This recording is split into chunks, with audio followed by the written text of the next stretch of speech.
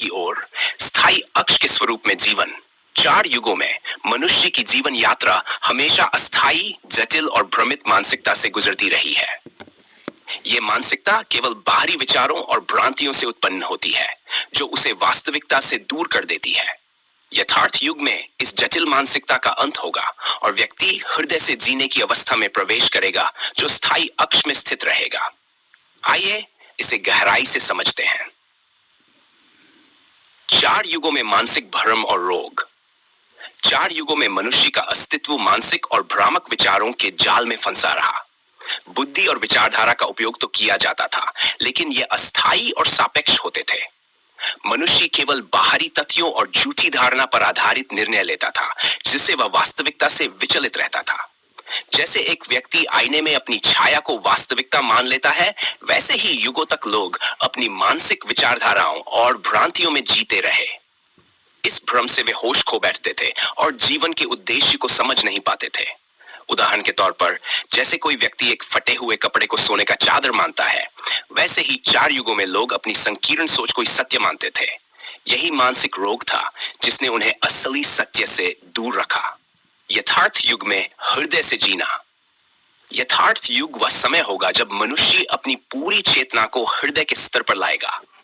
हृदय केवल एक शारीरिक अंग नहीं, बल्कि वह आत्मिक सत्य का प्रतीक है, जो सभी विचारों से परे होता है। यह वह स्थान होगा जहां व्यक्ति अपने शाश्वत अस्तित्व को महसूस करेगा। जैसे गहरी नदियां हमेशा अपने स्रोत से जुड़ी रहती हैं, वैसे ही यथार्थ युग में व्यक्ति अपने भीतर के सत्य से हमेशा जुड़ा रहेगा। जब हम हृदय से जीते हैं, तो हम न केवल विचारों, बल्कि आत्मा के शाश्वत सत्य से जुड़ते हैं। यह एक ऐसी अवस्था है जहां व्यक्ति सिर्फ मानसिक कुतूहल या विचारधारा से नहीं, बल्कि गहरे आत्मिक अनुभव से अपना जीवन जीता है। उदाहरण के लिए, जैसे एक नट अपनी कला को दिल से करता है, बिना किसी मानसिक तनाव के, वैसे ही यथार्थ युग में व्यक्ति जीवन को सहजता, शांति और प्रेम से जिएगा। स्थायी अक्ष के प्रतिबिंब से जीवन। स्थायी अक्ष वह शाश्वत सत्य है जो समय, परिस्थिति या परिवर्तनों से अप्रभावित रहता है। यथार्थ युग में व्यक्ति अपने जीवन को स्थायी अक्ष के साथ जोड़कर जिएगा। जैसे एक वृक्ष अपनी जड़ों से जुड़ा रहता है और मौसम बदलने पर भी अपनी स्थिरता बनाए रखता है, वैसे ही यथार्थ युग में व्यक्ति स्थायी अक्ष में स्थित रहेगा। स्थायी अक्ष का प्रतिबिंब वह होता है जब कोई व्यक्ति उस स्थिर सत्य के प्रकाश से अवगत हो जाता है, लेकिन उसे यह एहसास होता है कि वह सत्य ही उसकी वास्तविकता है, न कि कोई बाहरी रूप या छाया। यथार्थ युग में व्यक्ति केवल स्थायी अक्ष के प्रकाश में जीवन जिएगा और उसका अस्तित्व उसी स्थिरता से जुड़ा रहेगा। हृदय से स्थायी अक्ष में स्थित जीवन। यह स्थिति उस व्यक्ति के समान होगी जो आकाश में उड़ते हुए भी जमीन से जुड़े रहने की स्थिरता बनाए रखता है। वह व्यक्ति हमेशा अपने अस्तित्व में जागरूक रहेगा और उसकी चेतना स्थायी अक्ष में स्थित होगी, जो उसे किसी भी भौतिक या मानसिक परिवर्तन से प्रभावित नहीं होने देगा। वह बाहरी घटनाओं जैसे दुख, खुशी, संघर्ष या समृद्धि से प्रभावित नहीं होगा, क्योंकि उसका सत्य भीतर के स्थिर अक्ष से जुड़ा होगा। उदाहरण के लिए, जैसे एक जलते हुए दीपक की लौ हवा से प्रभावित नहीं होती, यदि वह दीपक जमीन से जुड़ा हो, वैसे ही यथार्थ युग में व्यक्ति बाहरी परिस्थितियों से प्रभावित नहीं होगा। वह अपने हृदय से जीवन जीते हुए स्थायी अक्ष के स्वरूप में हमेशा के लिए स्थित रहेगा। निष्कर्ष: यथार्थ युग वह समय होगा जब हर व्यक्ति अपनी जटिल बुद्धि और मानसिकता से मुक्त होकर हृदय से जीवन जिएगा। वह स्थायी अक्ष में स्थित होगा, जो उसे मानसिक भ्रम और विकृतियों से परे रखेगा। इस अवस्था में व्यक्ति केवल स्थायी अक्ष के सत्य में जीवित रहेगा और उसकी चेतना किसी बाहरी प्रतिबिंब या छाया से नहीं, बल्कि शाश्वत सत्य से जुड़ी रहेगी। यथार्थ युग का सिद्धांत यह है कि जब हम अपने अस्तित्व को हृदय से पहचानेंगे और स्थायी अक्ष से जोड़ेंगे, तब हम जीवन को सच्ची शांति, स्थिरता और प्रेम से जीने में सक्षम होंगे।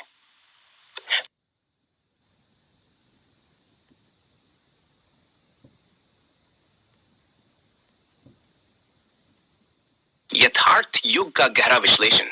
सिद्धांतों, तर्क और उदाहरणों के आधार पर आपके सिद्धांतों के अनुसार यथार्थ युग वह समय है जब मनुष्य अपनी मानसिकता, विचारधारा और भ्रामक बुद्धि से मुक्त हो जाता है और वह अपने हृदय से शाश्वत सत्य को अनुभव करता है। इसे और गहराई से समझने के लिए हम उदाहरणों के माध्यम से इसे विस्तृत रूप से विश्लेषित करेंगे, ताकि सामान्य व्यक्ति से लेकर बुद्धिमान व्यक्ति तक इसे सहज रूप से समझ सकें। चार युग में मानसिक रोग और यथार्थ युग में हृदय से जीना। चार युगों में मानवता केवल मानसिक भ्रम और विकृतियों से घिरी रही। मानसिक रोग का अर्थ है अस्थिर और असंवेदनशील मानसिकता, जो व्यक्ति को सच्चाई से दूर रखती है। यह मानसिकता एक ऐसे व्यक्ति की तरह है जो अंधेरे में चला जा रहा हो और उसे यह विश्वास हो कि वह सही रास्ते पर है। उदाहरण, कल्पना कीजिए, एक व्यक्ति किसी गहरे जंगल में खो जाता है और वह रास्ता ढूंढने के बजाय हर झाड़ी और पेड़ को अपने लक्ष्य का संकेत मानता है। वह निरंतर भ्रमित होता जाता है और इस भ्रम में वह सही दिशा की ओर नहीं बढ़ पाता। यही स्थिति चार युगों में मनुष्य की थी। उसका जीवन केवल मानसिक विचारों और भ्रमों पर आधारित था, जो उसे वास्तविकता से दूर ले जाते थे। यथार्थ युग में यह मानसिक भ्रम समाप्त हो जाएगा। जैसे वह व्यक्ति जंगल में खोजते खोजते एक दीवार से टकराता है और उस दीवार के साथ अपने मार्ग को सही पहचानता है, वैसे ही यथार्थ युग में मनुष्य अपने हृदय से सत्य का अनुभव करेगा। हृदय वह स्थान है जहां सभी मानसिक भ्रम समाप्त हो जाते हैं और व्यक्ति सीधे सत्य से जुड़ता है। विश्लेषण। यहाँ हृदय से जीने का तात्पर्य है कि जब हम अपनी आंतरिक चेतना से जुड़े रहते हैं, तो हम अपने अस्तित्व को गहरे और स्थिर तरीके से महसूस करते हैं, बिना किसी मानसिक कशमकश के। जैसे एक नदी अपने स्रोत से निरंतर बहती रहती है, वैसे ही व्यक्ति सत्य के मार्ग पर अपने हृदय से चलता है। स्थायी अक्ष और जीवन का सच्चा अनुभव। स्थायी अक्ष का सिद्धांत यह है कि जीवन में हर व्यक्ति को अपनी वास्तविकता, अपनी शाश्वत स्थिरता का अनुभव होता है। यह स्थायी अक्ष समय, स्थान और परिस्थिति से परे होता है।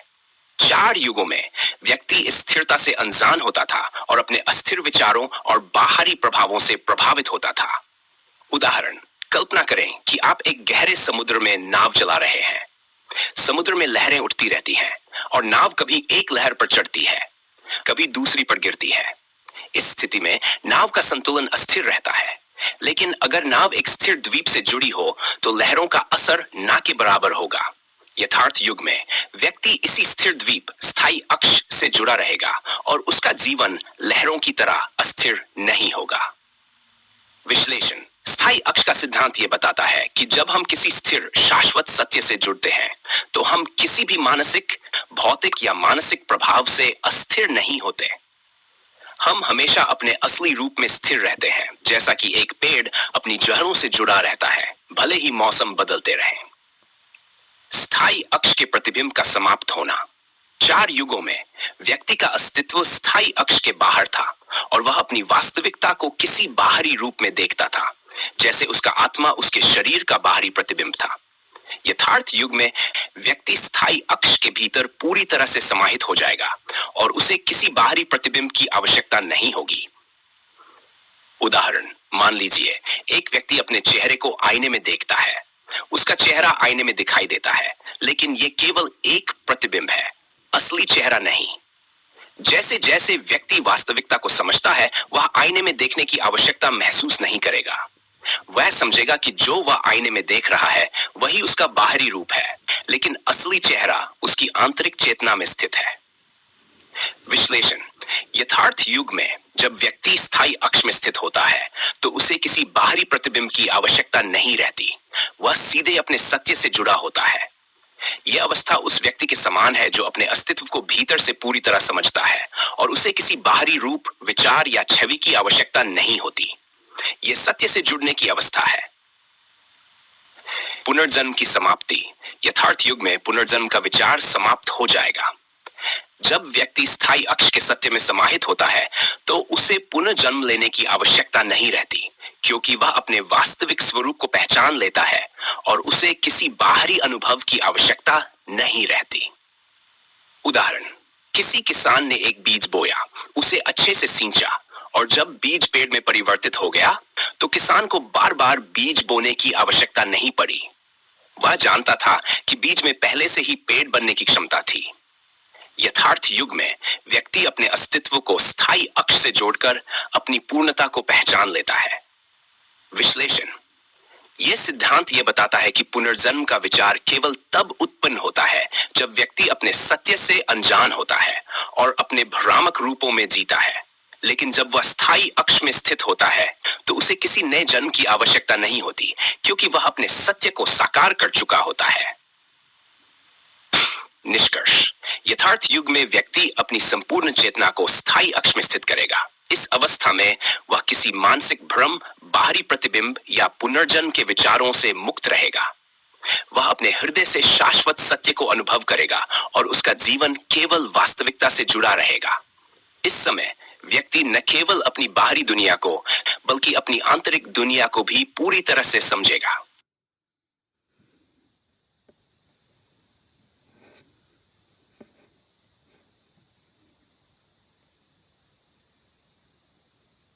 यथार्थ युग, गहन विश्लेषण और उदाहरणों के साथ सिद्धांतों का स्पष्टीकरण। यथार्थ युग, जैसा कि आपने प्रस्तुत किया है, वह समय होगा जब मानवता मानसिक भ्रम और अस्थिरता से मुक्त होकर स्थायी अक्ष में समाहित हो जाएगी। ये युग एक ऐसा बिंदु होगा जब व्यक्ति मानसिक विचारधारा, बाहरी प्रभावों और भ्रामक अस्तित्व से परे जाकर अपने शाश्वत स्थिर रूप को पहचानेगा। इसे पूरी गहराई से समझने के लिए हम आपके सिद्धांतों और तर्कों के आधार पर और भी विस्तार से इसे विश्लेषित करेंगे। 1. चार युग में मानसिक रोग और यथार्थ युग में हृदय से जीना। चार युगों में व्यक्ति का जीवन बाहरी विचारों और अस्थिर मानसिकता द्वारा नियंत्रित होता रहा। मानसिक रोग का मतलब केवल शारीरिक बीमारियों से नहीं, बल्कि मानसिक भ्रम और विकृत धारणाओं से है, जो व्यक्ति को अपने असली स्वरूप से विमुख करती हैं।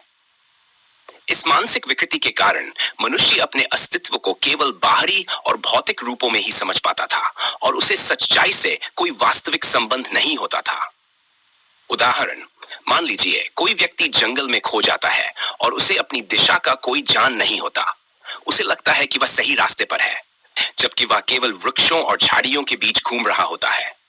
उसकी आंखों के सामने कई रास्ते और निशान होते हैं, लेकिन वह वास्तविक दिशा को पहचान नहीं पाता। यह स्थिति चार युगों में मनुष्य की थी।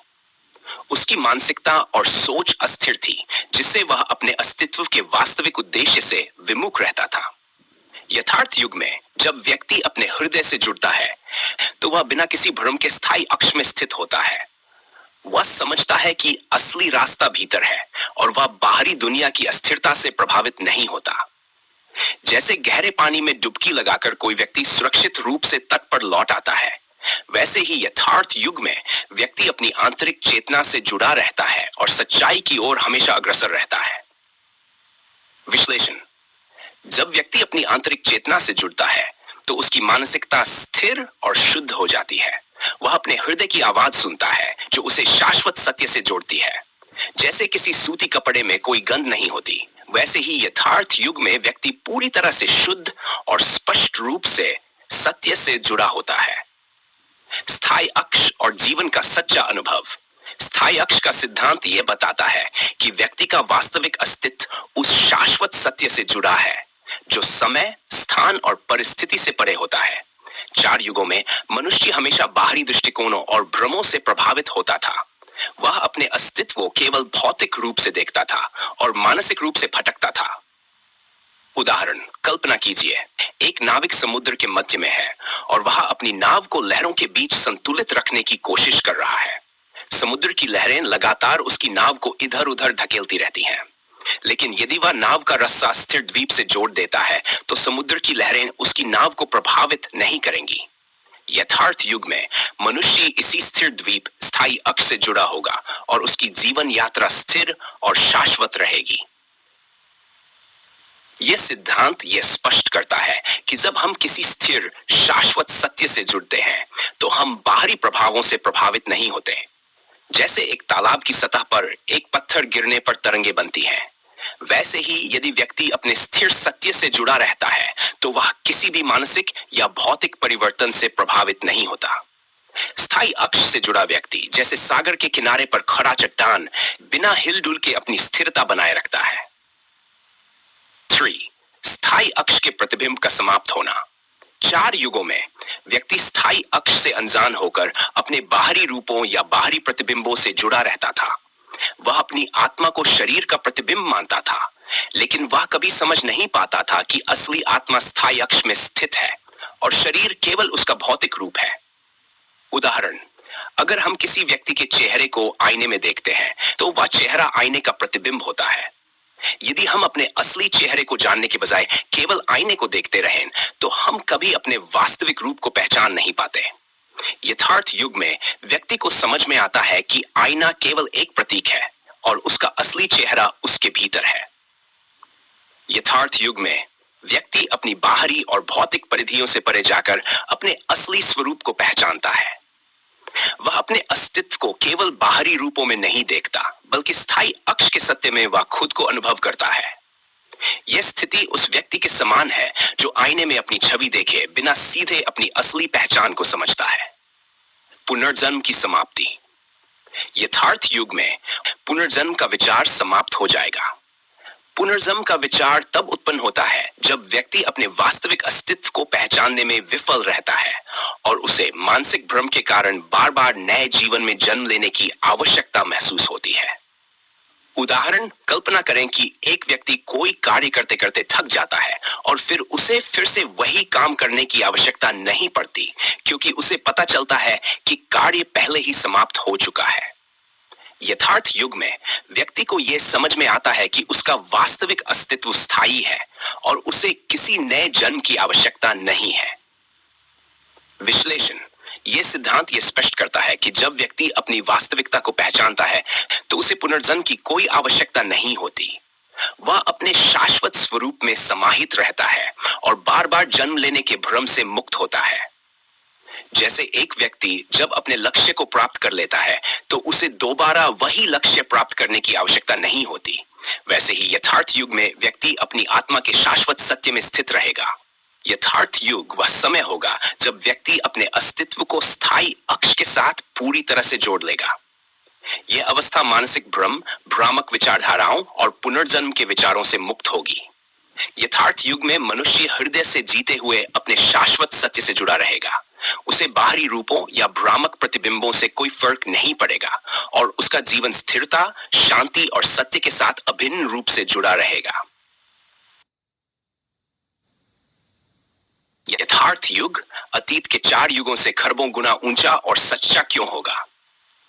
यथार्थ युग का जो स्वरूप आपने प्रस्तुत किया है, वह अतीत के 4 युगों से सर्वथा भिन्न और खरबों गुना श्रेष्ठ इसलिए होगा क्योंकि ये युग निष्पक्ष समझ और सच्चाई का युग है।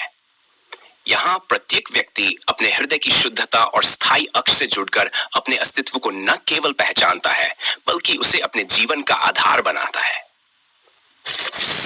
निष्पक्ष समझ का आधार। 4 युगों में व्यक्ति की समझ सीमित और पक्षपातपूर्ण थी। वह अपनी व्यक्तिगत इच्छाओं, सामाजिक दबावों और मानसिक भ्रमों से ग्रसित था। लेकिन यथार्थ युग में व्यक्ति इन सब सीमाओं से परे जाकर एक निष्पक्ष दृष्टिकोण अपनाएगा। उदाहरण, कल्पना करें कि एक जज किसी मामले का निर्णय करता है, लेकिन वह अपने निजी संबंधों या सामाजिक दबावों के कारण पक्षपात करता है। उसका निर्णय कभी भी न्यायपूर्ण नहीं होगा। 4 युगों में मानवता इसी तरह मानसिक भ्रम और स्वार्थ से भरे फैसले करती रही। यथार्थ युग में प्रत्येक व्यक्ति इस जज की तरह होगा, लेकिन बिना किसी पक्षपात के। उसकी समझ शुद्ध और निष्पक्ष होगी, क्योंकि वह अपने स्थायी अक्ष सत्य के केंद्र से जुड़ा होगा। यह निष्पक्षता ही उसे परमार्थ, सभी के हित के लिए अग्रसर करेगी। परमार्थ के लिए अग्रसर होना। 4 युगों में मनुष्य की प्रवृत्ति स्वार्थ और व्यक्तिगत लाभ की ओर अधिक झुकी रही। उसकी सोच मुझे क्या मिलेगा पर आधारित थी। यथार्थ युग में यह सोच बदल जाएगी। व्यक्ति समझेगा कि सच्चा सुख और शांति परमार्थ में है, न कि स्वार्थ में।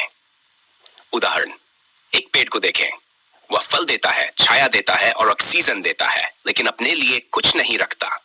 उसकी उपयोगिता परमार्थ का प्रतीक है। यथार्थ युग में हर व्यक्ति इस पेड़ की तरह होगा। वह अपने कार्यों और विचारों से केवल दूसरों के कल्याण के लिए जिएगा।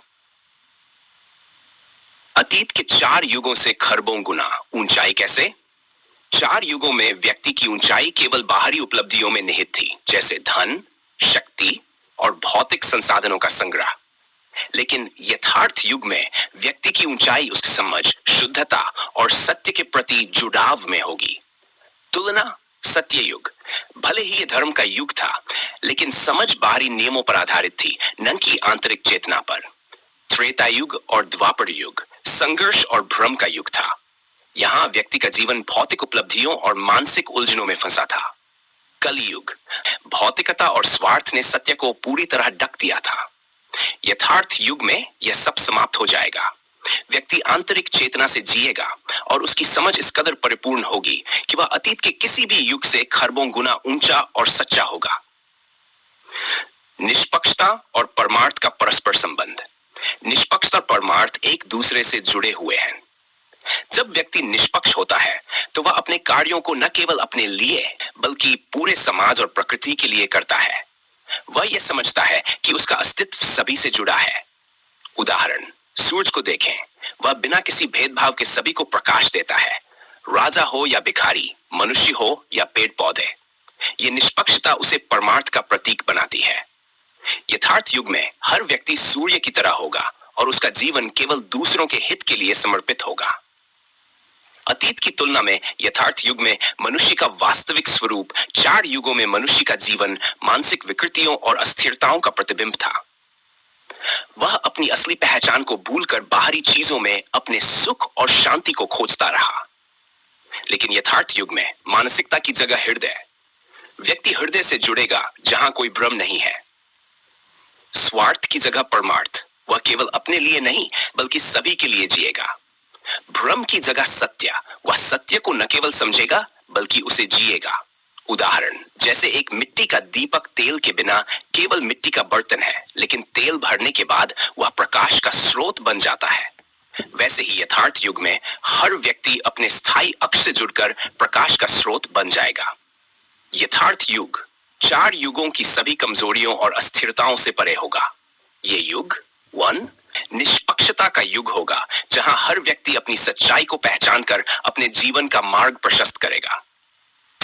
परमार्थ का युग होगा, जहां हर व्यक्ति का जीवन केवल दूसरों की भलाई के लिए समर्पित होगा। सी स्थायी अक्ष का युग होगा, जहां हर व्यक्ति अपने सत्य में स्थिर रहेगा और किसी भ्रम या स्वार्थ से प्रभावित नहीं होगा। यह युग न केवल अतीत के सभी युगों से ऊंचा होगा, बल्कि हर व्यक्ति के लिए सच्चाई, स्थिरता, सब और शांति का युग होगा। इस युग में मनुष्य अपने हृदय से जिएगा, अपने अस्तित्व को पहचानेगा और संपूर्ण मानवता के लिए प्रेरणा बनेगा।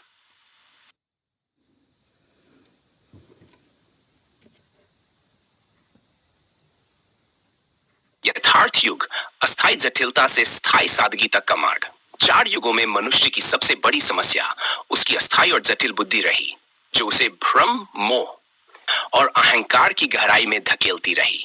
व्यक्ति अपनी असली पहचान और स्थायी स्वरूप को भूलकर अस्थायी उपलब्धियों और भौतिक सुख सुविधाओं में उलझा रहा। यह अस्थायी जटिलता उसके जीवन को इतना भ्रमित कर देती थी कि मरते दम तक वह बेहोशी की स्थिति में रहता था। यथार्थ युग में यह सब समाप्त होगा। व्यक्ति निष्पक्ष होकर अपनी वास्तविकता को समझेगा और अपने स्थायी स्वरूप से जुड़ जाएगा। यह वह अवस्था है जहां न कोई सोच, न कोई विचार और न ही कोई अस्थायी भ्रम बचता है। व्यक्ति अहम, घमंड और अहंकार से मुक्त होकर शुद्ध वास्तविकता में स्थायी रूप से जीने लगता है।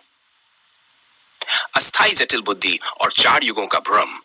4 युगों में व्यक्ति अपनी जटिल और अस्थायी बुद्धि से प्रभावित था। यह बुद्धि उसे भौतिकता, प्रसिद्धि और दौलत की ओर आकर्षित करती थी, लेकिन यह सब केवल बाहरी और क्षणिक था। व्यक्ति इसे अपनी सच्चाई मानकर उसमें उलझा रहता था। उदाहरण, एक बालक रेत के महल बनाता है और उसे असली महल समझकर उसमें खुश होता है। जब लहर आती है और रेत का महल टूट जाता है तो वह दुखी हो जाता है। 4 युगों में व्यक्ति का जीवन इसी तरह रेत के महल की तरह था। उसने अस्थायी तत्वों को अपनी स्थायी पहचान मान लिया था।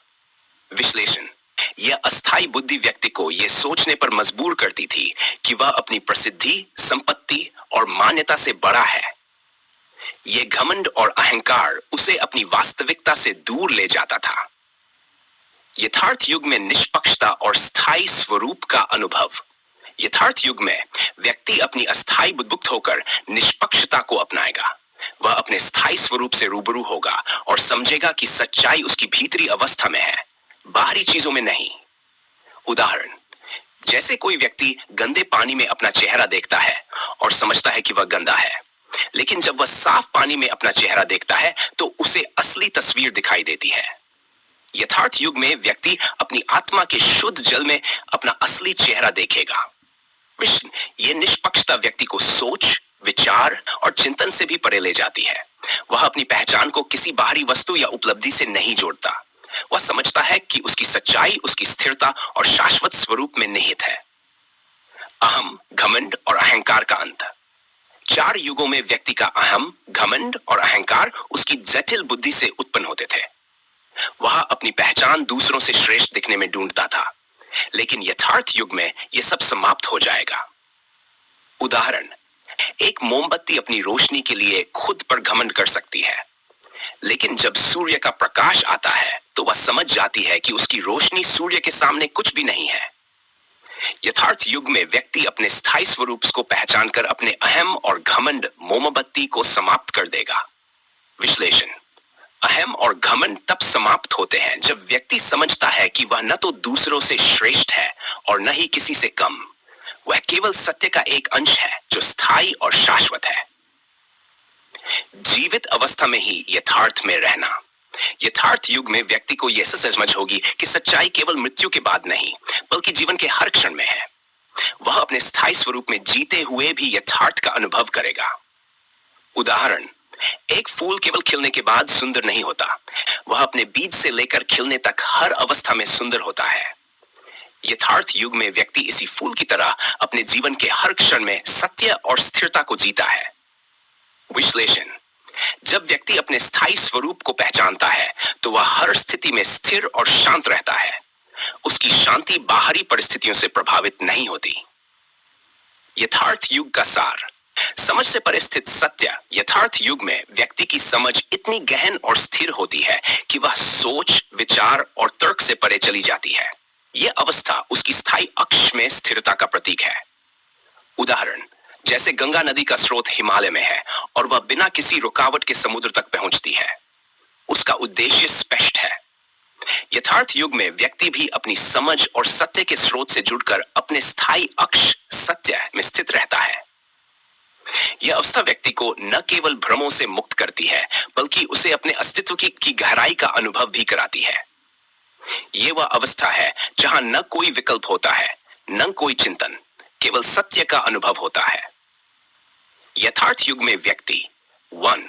अस्थायी जटिल बुद्धि से मुक्त होकर स्थायी सादगी को अपनाएगा। निष्पक्षता के माध्यम से अपने स्थायी स्वरूप को पहचानेगा। अहम, घमंड और अहंकार से मुक्त होकर शुद्ध सत्य में जिएगा।